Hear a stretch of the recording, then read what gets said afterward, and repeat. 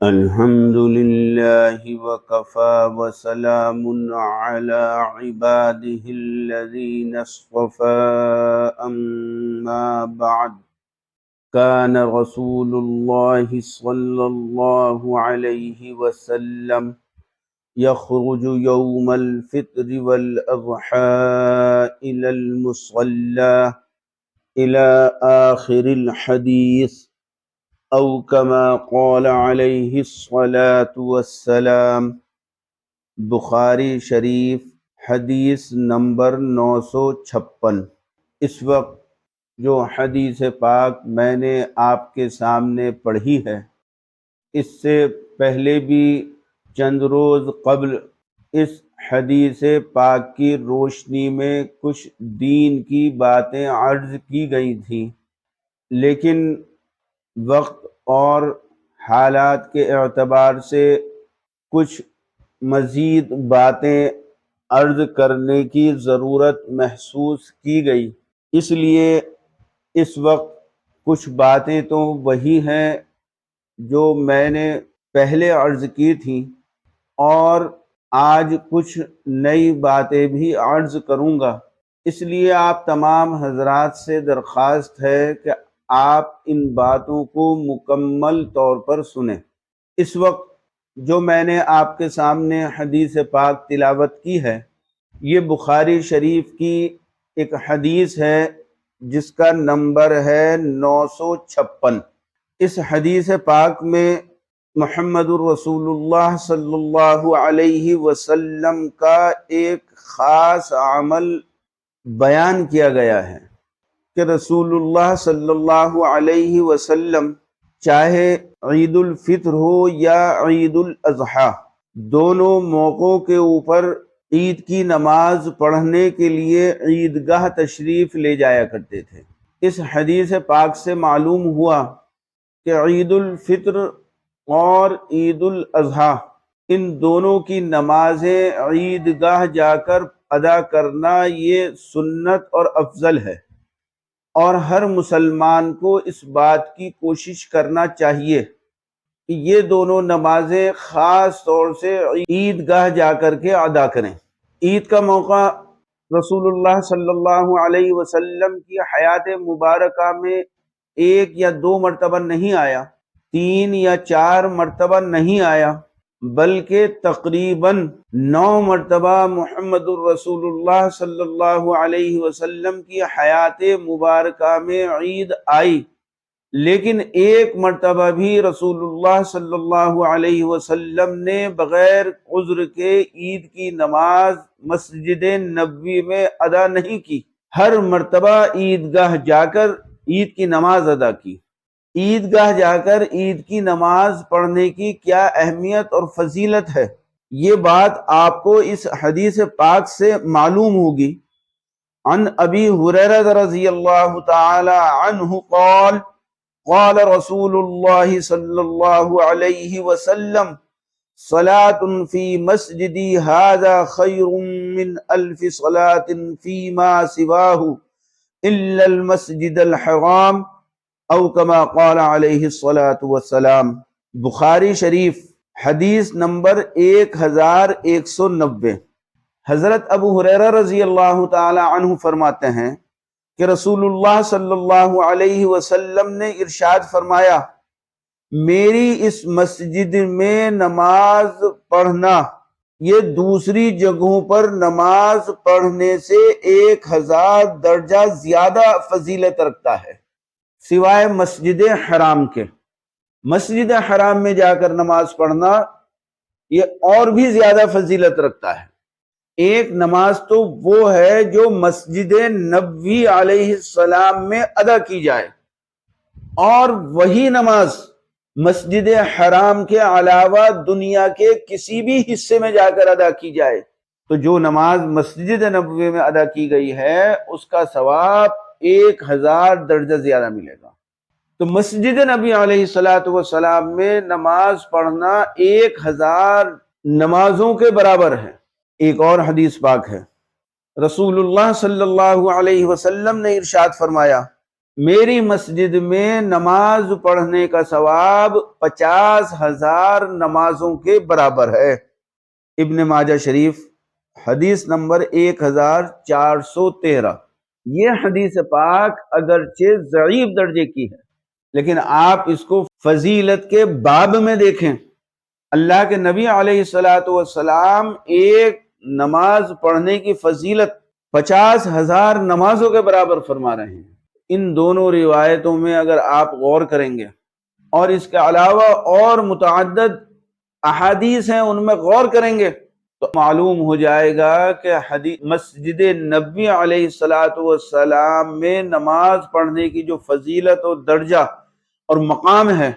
وہ کسی دوسرے مقام پر نماز ادا کرنے میں ہرگز نہیں مل سکتا سوائے مسجد حرام کے۔ لیکن اس کے باوجود رسول اللہ صلی اللہ علیہ وسلم نے چاہے عید الفطر کی نماز ہو یا عید الاضحیٰ کی نماز ہو ہمیشہ عیدگاہ جا کر ادا کی ہے۔ اگر عیدگاہ جانے کی یہ فضیلت نہ ہوتی تو رسول اللہ صلی اللہ علیہ وسلم عیدگاہ میں جا کر عید کی نماز ادا نہ فرماتے۔ ہاں، عذر کی بنا پر مسجد کے اندر عید کی نماز پڑھنا جائز ہے۔ یہ باتیں جو میں نے آپ کے سامنے عرض کی ہیں ان کا خلاصہ یہ ہے، محمد الرسول اللہ صلی اللہ علیہ وسلم کی حیات مبارکہ سے عیدگاہ جا کر عید کی نماز پڑھنا سنت اور افضل اور بہتر رہا ہے، اور انشاءاللہ تعالی قیامت تک یہی بہتر اور افضل رہے گا۔ البتہ عذر یا کسی خاص حالت اور مجبوری کی وجہ سے مسجد میں عید کی نماز پڑھنا جائز ہے، چاہے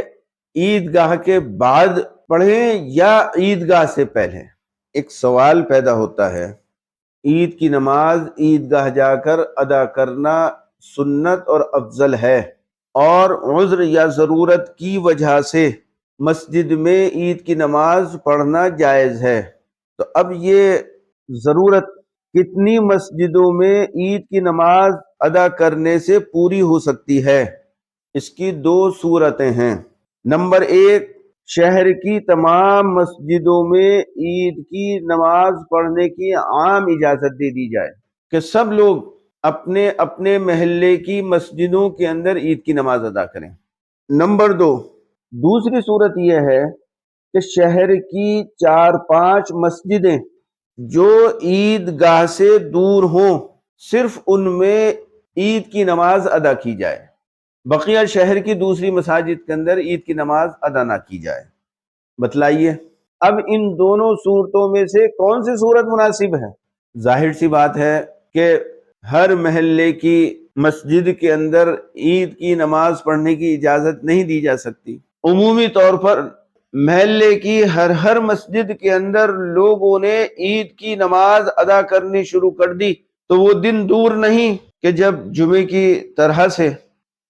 محلے کی ہر مسجد چاہے وہ چھوٹی ہو یا بڑی ہو اور وہاں پر ضرورت ہو یا نہ ہو ہر شخص اپنی مسجد کے اندر عید کی نماز کو قائم کرے گا، ہر مسجد کے اندر عید کی نماز ادا کی جائے گی، اور لوگ بہت ساری مصلحتیں اور حکمتیں بتا کر اپنی اپنی مسجدوں میں عید کی نماز پڑھنی شروع کر دیں گے۔ میں ایک مسجد کو جانتا ہوں، بہت اچھی طریقے سے جانتا ہوں کہ وہ بہت چھوٹی مسجد تھی، اس کے چاروں طرف بالکل قریب میں ہر مسجد کے اندر جمعے کی نماز ہوتی تھی، جن میں جگہ خالی رہتی ہے اور وہ مسجدیں مکمل طور پر بھر نہیں پاتی۔ اس کے باوجود اس چھوٹی مسجد کے لوگوں نے مشورہ کیا کہ دیکھو مسجد کی ضروریات پوری نہیں ہو پاتی، اس میں دقت اور پریشانی آتی ہے، لہٰذا یہاں پر جمعہ شروع کر دیا جائے، اور جب جمعہ ہوگا تو لوگ جمعے کی نماز پڑھنے کے لیے یہاں پر آئیں گے، مجمع زیادہ ہوگا اور اس میں چندہ کیا جائے، مہینے میں کم سے کم 4 جمعے میں چندہ کیا جائے گا تو اچھی خاصی رقم مسجد کی مد میں جمع ہو جائے گی۔ چنانچہ ان لوگوں نے صرف مسجد کے چندے کو بڑھانے کے لیے جمعہ قائم کیا، وہاں کی ضرورت کو پیش نظر نہیں رکھا، ایسے ہی کل کو لوگ کہیں گے کہ مسجد کے اندر عید کی نماز قائم کی جائے تاکہ لوگ زیادہ آئیں گے اور مسجد کے لیے چندہ کیا جائے گا اور مسجد کی آمدنی بڑھے گی۔ تو خدارا اس کے اوپر لگام لگنا ضروری ہے، اور ہر مسجد میں عید کی نماز پڑھنے کی عام اجازت نہ دی جائے۔ یہ علماء کی ذمہ داری ہے کہ وہ بیٹھیں اور آپس میں مشورہ کر کے طے کریں کہ جو عیدگاہ سے دور مرکزی مساجد ہیں ایسی 4-5 مسجدوں کو متعین کر کے ان میں نماز پڑھنے کی اجازت دیں، اور جہاں ضرورت نہیں ہے وہاں بغیر ضرورت نماز پڑھنے سے منع کریں، اور ان کو سمجھائیں اور بتلائیں کہ آپ کی مسجد کے اندر عید کی نماز قائم کرنے کی ابھی ضرورت اور مصلحت محسوس نہیں ہو رہی ہے، لہذا آپ کے لیے عید کی نماز اس مسجد کے اندر ادا کرنا مناسب نہیں۔ آگے کبھی اگر ضرورت محسوس ہوگی تو انشاءاللہ اس میں غور کیا جائے گا۔ میرا تجربہ ہے اور میں نے خوب دیکھا ہے کہ جب ہمارے علماء کرام کسی مسئلے کے اوپر غور کرنے کے لیے سر جوڑ کر بیٹھے تو اللہ تبارک و تعالی نے ان کے دلوں کے اندر ایسی باتیں ڈالی جس کے ذریعے سے پوری امت کو دینی نفع حاصل ہوا اور امت کے اندر انقلاب پیدا ہوا۔ میں درخواست کروں گا شہر کے علماء کرام سے کہ وہ اپنے اپنے شہر کی مساجد کے سلسلے میں باہم مشورہ کر کے مساجد کی تعیین کریں۔ انشاءاللہ اس طرح سے عیدگاہ کی جو فضیلت اور اہمیت ہے وہ بھی اپنی شان و شوکت کے ساتھ میں باقی رہے گی، اور جن مساجد میں نماز پڑھنے کی لوگوں کو ضرورت ہے وہ ضرورت بھی پوری ہوگی۔ اس ناکارہ اور نااہل کی جو باتیں سمجھ میں آئیں وہ آپ کی خدمت میں عرض کر دیں، باقی زیادہ بہتر اور مفید رائے وہی ہوگی جو ہمارے اکابر علماء دیوبند ارشاد فرمائیں گے۔ بس میں تو یہی دعا کرتا ہوں اللہ تعالی ہمیں اور پوری امت مسلمہ کو سنت اور شریعت کی صحیح سمجھ عطا فرمائے، اور محمد رسول اللہ صلی اللہ علیہ وسلم کے دین کے اوپر ہم سب کو عمل کرنے کی توفیق عطا فرمائے۔ جب دربار الہی میں حاضری ہو تو اللہ تعالی ہم سب کا ایمان کے اوپر خاتمہ نصیب فرمائے۔ وآخر دعوانا ان الحمد للہ رب العالمین۔